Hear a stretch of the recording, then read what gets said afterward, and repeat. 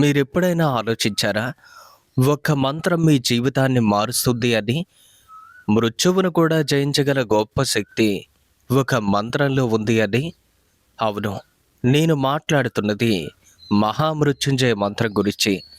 ఈ మంత్రాన్ని మంత్రాలకే రాజు అంటారు. అలాగే లైఫ్ సేవింగ్ మంత్రం అని కూడా అంటారు. అయితే నిజంగా ఇది ఎలా పనిచేస్తుంది? దీన్ని ఎలా జపిస్తే ఫలితం వస్తుంది? దీని వెనుక ఉన్నటువంటి సైన్స్ ఏంటి? ఆ గొప్ప శక్తి ఏంటి? పదండి, ఈరోజు వీడియోలో ఈ అద్భుత మంత్రం గురించి ఏ టు జెడ్ అన్ని విషయాలు కూడా ఎంతో వివరంగా తెలుసుకుందాం. ఈ వీడియోని చివరి వరకు చూడండి. మీ జీవితాన్ని మార్చే గొప్ప సమాచారం ఇందులో దాగి ఉంది. అసలు మహామృత్యుంజయ మంత్రం అంటే ఏంటి? అయితే మీరు ఇక్కడ ఒక విషయాన్ని జాగ్రత్తగా గమనించండి. మహామృత్యుంజయ మంత్రం ఇది కేవలం ఒక మంత్రం మాత్రమే కాదు. ఇది మన వేదాల నుంచి మనకు వచ్చినటువంటి అమృతవాణి. చాలా గొప్పది. అయితే 4 వేదాలలోని ఋగ్వేదంలోని 7వ మండలంలో ఈ మంత్రం ఉంది. మార్కండేయ మహర్షి దీన్ని ఉపయోగించి మృత్యువును సైతం జయించారు. అందుకే ఈ మంత్రానికి ఇంత గొప్ప శక్తి ఉంది. మహా ప్లస్ మృత్యుంజయ, గొప్ప మృత్యువును జయించేది అని అర్థం. అయితే దీన్నే త్రయంబక మంత్రం అని కూడా అంటారు. ఎందుకు ఇలా అంటారు? త్రయంబకం అంటే 3 కన్నులు కలది. అయితే ఇది 3 కన్నులు ఉన్నటువంటి పరమశివుణ్ణి ఉద్దేశించి చెప్పబడుతుంది. అయితే ఈ మంత్రం ఏంటో చూద్దాం. ఓం త్రయంబకం యజామహే సుగంధిం పుష్టివర్ధనం ఉర్వారుకమివ బంధనాన్ మృత్యోర్ముక్షీయ మామృతాత్. ఈ మంత్రం మీకు ఇప్పుడు అర్థం కాలేదు కదా? దీని యొక్క అర్థాన్ని మీకు వివరంగా చెప్తాను. ఎలా అంటే ప్రతి పదాన్ని కూడా విడదీసి మీకు అర్థమయ్యే రీతిలో అర్థవంతంగా వివరంగా చెప్తాను. కొంచెం మైండ్ పెట్టి జాగ్రత్తగా వినండి. త్రయంబకం, 3 కన్నులు ఉన్నవాడు అంటే ఎవరు? ఆ పరమశివుడు. అతనికే కదా 3 కన్నులు ఉంటాయి. యజామహే, దీనికి అర్థం ఏంటంటే మేము పూజిస్తున్నాం. త్రయంబకం యజామహే. ఇప్పుడు ఈ 2 పదాల్ని కలపండి. 3 కన్నులు ఉన్నటువంటి ఆ పరమశివుడిని మేము పూజిస్తున్నాం. సుగంధిం, మంచి సువాసన కలవాడు. ఇక్కడ వాసన అంటే ఫిజికల్ ఫంగ్ కాదు, సద్గుణాలతో ఉన్నటువంటి బుద్ధిని సూచిస్తుంది. పుష్టివర్ధనం, పోషణ, అలాగే పెంచేవాడు అని అర్థం కూడా వస్తుంది. ఉర్వారు కమివ, దోసకాయ వలె, బంధనాత్, బంధం నుంచి, మృత్యోహ్ అంటే మృత్యువు నుంచి, ముక్షియ విడిపించు, మా అమృతాత్ అంటే అమరత్వాన్ని ప్రసాదించమని. ఇక్కడ అమరత్వం అంటే ఒక అర్థాన్ని మీరు తెలుసుకోవాలి. అదేంటంటే మోక్షాన్ని ప్రసాదించమని చెప్తున్నారు. అంటే చావు నాకు వద్దు అని కాదు, చావు తర్వాత మోక్షాన్ని ప్రసాదించమని, ఇలాంటి ఒక అర్థం. ఇప్పుడు మీకు సింపుల్గా చెప్తాను చూడండి.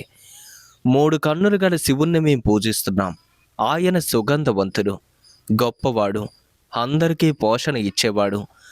దోసకాయ తన యొక్క తీగ నుంచి ఎలా విడిపోతుందో మృత్యువు అలాగే బంధాల నుంచి మమ్మల్ని విడిపించు అంటే అంత సులువుగా విడిపించబని. కానీ అమరత్వం నుంచి కాదు. ఒక్క మాటలో చెప్పాలి అంటే మృత్యువు నుంచి రక్షించు, కానీ మోక్షాన్ని మాత్రం ఇవ్వు స్వామి అని అర్థం. అయితే ఇప్పుడు విషయానికి వస్తే ఈ మంత్రం ఎలా పనిచేస్తుంది? సైంటిఫిక్గా అలాగే ఆధ్యాత్మికంగా మీకైతే ఒక వివరణ ఇస్తారు. దీనిలో ఏంటంటే మీకు కొన్ని పాయింట్స్ చెప్తాను.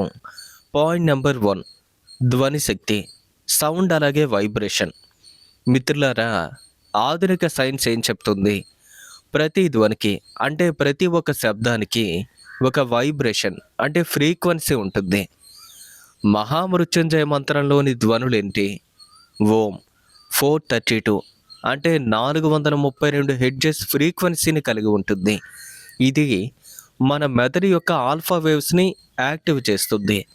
త్రయంబకం, థైరాయిడ్ అలాగే థ్రోట్ చక్రాన్ని సిమ్యులేట్ చేస్తుంది. త్రయంబకం అని కూడా అంటారు దీన్ని.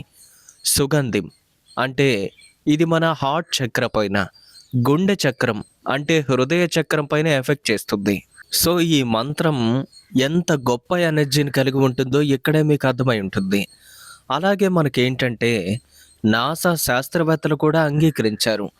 సంస్కృత మంత్రాలు వాటి యొక్క వైబ్రేషన్ ద్వారా మన శరీరం మీద పాజిటివ్ ఎఫెక్ట్ని తీసుకొస్తాయి అని చెప్పి. ఇంకా పాయింట్ నెంబర్ 2, మనసు మీద ప్రభావం, సైకలాజికల్ ఇంపాక్ట్. మీరు ఈ మంత్రాన్ని జపిస్తున్నప్పుడు మీ యొక్క మైండ్ అనేది ఫోకస్డ్గా మారుతుంది. స్ట్రెస్ హార్మోన్స్ ఏవైతే ఉన్నాయో అవి ఖచ్చితంగా తగ్గుతాయి. పాజిటివ్ హార్మోన్స్ అనేవి పెరుగుతాయి. అంటే సెరటోనిన్, డోపమిన్ ఇవన్నీ కూడా ఇంక్రీజ్ అవుతాయి. ఇంకా దాంతో పాటుగా బీపీ అలాగే హార్ట్ రేట్ అనేది నార్మలైజ్ అవుతుంది. అయితే ఇది కేవలం బిలీఫ్ మాత్రం కాదు. ఈ ప్రపంచంలోనే గొప్పదైనటువంటి హార్వర్డ్ యూనివర్సిటీ వాళ్ళు ఆల్రెడీ రీసెర్చ్ చేసి నిజంగానే వారు స్టడీ చేసి ఇలాంటి రిజల్ట్స్ అన్నీ కూడా వారు గమనించి ఈ మంత్రం పనిచేస్తుంది అని కూడా చెప్పారు. ఇక పాయింట్ నెంబర్ 3, ఆధ్యాత్మిక కోణం, స్పిరిచువల్ డైమెన్షన్. ఇప్పుడు ఈ కోణంలో కనుక చూస్తే మన పురాణాల ప్రకారం ప్రతి మంత్రానికి కూడా ఒక దేవత ఉంటారు. అయితే ఈ మహామృత్యుంజయ మంత్రానికి దేవత ఎవరు? దేవతల్లో మహాదేవుడైనటువంటి ఆ పరమశివుడు, అతనే ఈ మంత్రానికి దేవత. అయితే మంత్రానికి శక్తి ఉంటుంది. దీన్ని మనం మాంత్రిక్ ఎనర్జీ అని కూడా అంటాం. ఒకవేళ సరైన ఉచ్చారణ మరియు భక్తితో కనుక జపిస్తే ఆ శక్తి ఖచ్చితంగా యాక్టివ్ అవుతుంది. ఇంకా 4వ పాయింట్ ఏంటి? DNA and cellular level changes. ఇప్పుడు నేను మీకు చెప్పబోయే విషయం ఖచ్చితంగా ఆశ్చర్యాన్ని కలిగిస్తుంది. రష్యాకు చెందినటువంటి ఒక శాస్త్రవేత్త తాను చేసినటువంటి రీసెర్చ్ ప్రకారం మంత్రధ్వనులు అంటే మంత్రాన్ని జపించేటప్పుడు వచ్చే ఆ ఫ్రీక్వెన్సీ అనేది మన యొక్క డిఎన్ఏ స్ట్రక్చర్ని ఇన్ఫ్లుయెన్స్ చేస్తాయి. అలాగే డామేజ్డ్ సెల్స్ని కూడా రిపేర్ చేస్తాయి. అయితే ఈ మహామృత్యుంజయ మంత్రం స్పెసిఫిక్గా శరీరంలోని రోగకారక వైబ్రేషన్స్ని ఖచ్చితంగా రిమూవ్ చేస్తుంది. హీలింగ్ ప్రాసెస్, ఆ నయమయ్యే ప్రాసెస్ ఏదైతే ఉందో దాన్ని యాక్సలరేట్ చేస్తుంది. అంటే సింపుల్గా చెప్పాలి అంటే ఇమ్యూనిటీని బూస్ట్ చేయడానికి ఉపయోగపడుతుంది. లైఫ్ ఫోర్స్ అంటే ప్రాణశక్తిని కూడా ఖచ్చితంగా పెంచుతుంది. ఇంకా 5వ పాయింట్ ఏంటంటే క్వాంటమ్ ఫిజిక్స్ కోణం. క్వాంటమ్ ఫిజిక్స్ ఏం చెప్తుంది? Thoughts and vibrations create reality అని. మీరు పాజిటివ్ వైబ్రేషన్తో మంత్రాన్ని జపిస్తే మీ ఎనర్జీ ఫీల్డ్ అంటే మీ చుట్టూ ఉండే ఆరా మారుతుంది. మీ చుట్టూ ఉన్నటువంటి ఎన్విరాన్మెంట్ కూడా మారుతుంది. మీ జీవితంలోని ఈ పరిస్థితులు ఏవైతే ఉన్నాయో, ఈ సర్కమ్స్టాన్సెస్ ఇవి ఖచ్చితంగా మారే అవకాశం ఉంటుంది అని చెప్తుంది. అయితే ఇదేమీ పెద్ద మ్యాజిక్ అయితే కాదు, ఇందులో సైన్స్ కూడా ఉంది. మనకి ఈ స్పిరిచువాలిటీలో ఇది కూడా చెప్తారు కదా, యద్భావం తద్భవతి అని చెప్పి. సో మీరు ఏది ఆలోచిస్తారో అదే అవుతారు. ఒకవేళ మీరు పాజిటివ్గా ఆలోచిస్తే మీకు రిజల్ట్ కూడా పాజిటివ్గానే వస్తుంది అని చెప్తుంది. అయితే ఇప్పుడు ఈ మంత్రం యొక్క లాభాలు చూద్దాం మనం. ముందుగా శారీరకపరమైనటువంటి లాభాలు, తీవ్రమైనటువంటి వ్యాధుల నుంచి రక్షణ, మీ ఇమ్యూనిటీ పెరుగుదల, దీర్ఘాయువు, యాక్సిడెంట్స్ అలాగే అకాల మరణాల నుంచి కూడా మీకు ఖచ్చితంగా రక్షణ ఇస్తుంది. మీ శరీరంలోని ఆర్గాన్స్ అంటే అవయవాలన్నీ కూడా సక్రమంగా పనిచేయటానికి తోడ్పడుతుంది. ఇక మానసికపరమైనటువంటి లాభాలు కనుక చూసుకున్నట్టయితే ఈ మంత్రాన్ని ప్రతిరోజు జపిస్తే మానసికమైనటువంటి ప్రశాంతత, భయం, యాంగ్జైటీ ఇవన్నీ కూడా తొలగిపోతాయి. డిప్రెషన్ నుంచి విముక్తి, కాన్సంట్రేషన్ అలాగే ఫోకస్ కూడా పెరుగుతుంది. పాజిటివ్ థింకింగ్ ఏదైతే ఉందో అది ఖచ్చితంగా మీకైతే డెవలప్ అవుతుంది. ఇక ఆధ్యాత్మిక పరమైనటువంటి కొన్ని లాభాలు కూడా ఉన్నాయి. అవేంటంటే కుండలిని శక్తి అనేది అవేకనింగ్ అంటే కుండలిని అంటారు కదా, అది మేల్కొట్టుద్ది. చక్రాస్ యాక్టివేషన్, మీ శరీరంలోని చక్రాలు అనేవి ఖచ్చితంగా యాక్టివ్ అవుతాయి. ఆధ్యాత్మిక పురోగతి, దైవానుగ్రహం, కర్మ బంధాల నుంచి విముక్తి ఇవన్నీ కూడా మీకు ఈ మంత్రం ద్వారా ఖచ్చితంగా లభిస్తాయి. ఇక ప్రాపంచిక లాభాలు, మనం ఏంటంటే మన సొసైటీతో కలిసి ఉంటాం కదా, ఇక్కడ ఉన్న సమస్యలు కూడా మీరు ఈజీగా పరిష్కరించవచ్చు. అడ్డంకులు తొలగటం, శత్రుభయం పోవటం, కుటుంబంలో శాంతి, విజయం మరియు వృద్ధి. సింపుల్గా ఈ మంత్రం ఎలా పనిచేస్తుంది అంటే ప్రొటెక్షన్ షీల్డ్లా అనమాట. అంటే మీ చుట్టూ ఒక వలయంలా పనిచేస్తూ ఉంటుంది. మీరప్పుడు ఊహించుకోండి, మీ చుట్టూ ఒక జెడ్ ప్లస్ సెక్యూరిటీ ఉంటే ఎలా ఉంటుంది? ఈ మంత్రం యొక్క ఎనర్జీ కూడా ఎగ్జాక్ట్ అలానే పనిచేస్తుంది. అయితే ఇప్పుడు ముఖ్యమైన విషయానికి వద్దాం. దీన్ని ఎలా జపించాలి? సరైన సమయం ఏంటి? బ్రహ్మ ముహూర్తం అనేది అత్యంత ఉత్తమమైనటువంటి సమయం. సూర్యోదయం వేళ కూడా చాలా మంచిది. ఇక సాయంత్రం సంధ్యా సమయం కూడా ఉత్తమం. పూర్ణిమ, అమావాస్య రోజులు చాలా ప్రత్యేకంగా పనిచేస్తాయి మీకు. అయితే ఇప్పుడు ఇంకో ముఖ్యమైన విషయాన్ని తెలుసుకుందాం. చాలామంది అడుగుతారు, అసలు దీన్ని ఎక్కడ జపించాలి అంటే సరైన స్థలం ఏంటి అని. మీ ఇంటి యొక్క పూజా గది కానీ, లేదా ఏదైనా పవిత్రమైనటువంటి స్థలం కానీ, శివాలయం కానీ ఎంచుకోండి. ఇంకా అన్నింటికంటే ముఖ్యమైనది ఏంటంటే ప్రశాంతమైనటువంటి చోటు. ఎక్కడైతే మీకు డిస్టర్బెన్స్ ఉండదో అక్కడికి వెళ్ళి కూర్చొని దీన్ని జపించడానికి ప్రయత్నించండి. మరి ఈ మంత్రానికి ముందు మనం ఏం చేయాలి? స్నానం చేయండి, అలాగే పరిశుద్ధంగా ఉండండి. శుభ్రమైనటువంటి బట్టలు ధరించండి. అంటే ఇక్కడ మరీ క్వాలిటీ అని ఎక్కువ రేటు ఉన్నవి అని కాదు. కొంచెం కంఫర్ట్‌గాను అలాగే బాగా ఉండేవి. తూర్పు లేదా ఉత్తరం వైపుగా కూర్చోండి. వీలైతే రుద్రాక్షమాలను లేదా జపమాలను వాడండి. సో అదేంటంటే మీకు కౌంట్ చేయటానికి చాలా కంఫర్ట్‌గా ఉంటుంది. మరి జపన సంఖ్య విషయానికి వస్తే చాలామంది అడుగుతారు, అసలు ఎన్నిసార్లు జపించాలి అని. ఇక రోజువారీ జపం గనక చూసుకుంటే 108 సార్లు ఒక మంత్రాన్ని జపిస్తే దాన్ని ఒక మాల అంటారు. ఒకవేళ ఎవరైనా సాధారణ ప్రయోజనాలు కావాలి అనుకుంటే 21 సార్లు జపించండి. ఒకవేళ ఎవరైతే తీవ్రమైనటువంటి సమస్యల్లో ఉన్నారో వారు వాటి నుండి ఖచ్చితంగా బయటపడాలి అనుకుంటే 108 ఇంటూ 5 అంటే రోజుకి 5 మాలల పాటు జపించండి. అంటే మొత్తం 540 సార్లు. అంటే ఇక్కడ కౌంట్ అనేది ముఖ్యం కాదు కానీ మీరు ఎలా చేస్తున్నారో ముఖ్యం. అయితే దీనికంటూ కొన్ని నియమాలున్నాయి.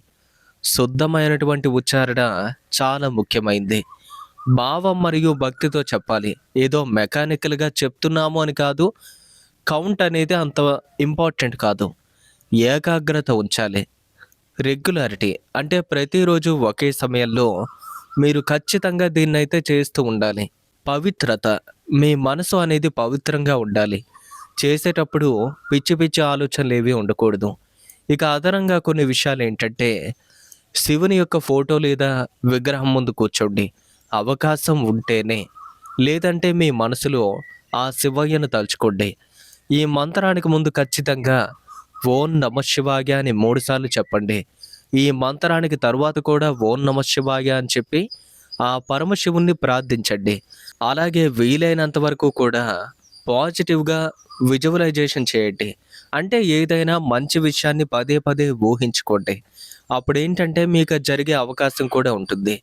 అయితే ఇది కేవలం థియరీ మాత్రమే కాదు, ఖచ్చితంగా పనిచేసింది, రిజల్ట్స్ కూడా ఇచ్చింది. కేస్ 1 చెప్తాను. ముంబైలోని ఒక వ్యక్తికి క్యాన్సర్ వచ్చింది. డాక్టర్లు హోప్లెస్ అన్నారు. కుటుంబం అంతా కలిసి 40 రోజుల పాటు ఈ మంత్రాన్ని జపించారు. రిజల్ట్ ఏంటంటే నిజంగానే ఆ వ్యక్తి క్యాన్సర్తో పోరాడి మరీ బయటకొచ్చాడు. ఇంకా కేస్ 2, ఒక యువకుడు మేజర్ యాక్సిడెంట్ జరిగింది, కోమాలోకి వెళ్ళిపోయాడు. తన తల్లిదండ్రులు నాన్ స్టాప్గా ఈ మంత్రాన్ని జపించారు. 11 రోజుల్లోనే అబ్బాయికి మళ్ళీ మెలకు వచ్చింది. అంటే స్పృహలోకి వచ్చాడు. కేస్ 3లో ఏంటంటే డిప్రెషన్తో ఉన్నటువంటి ఒక అమ్మాయికి చాలా సివియర్ కండిషన్లో ఉంది. మెడికేషన్ కూడా పనిచేయలేదు. బట్ 6 నెలల పాటు తన ఫ్యామిలీ తన కోసం ఈ మంత్రాన్ని జపిస్తే అమ్మాయి నార్మల్ అయింది. అలాగే ఇప్పుడు పూర్తిగా రికవర్ అయింది. ఇవేమీ మిరాకిల్స్ ఏమీ కాదు. ఆ మంత్రం యొక్క శక్తి అలాంటిది అని చెప్తున్నారు.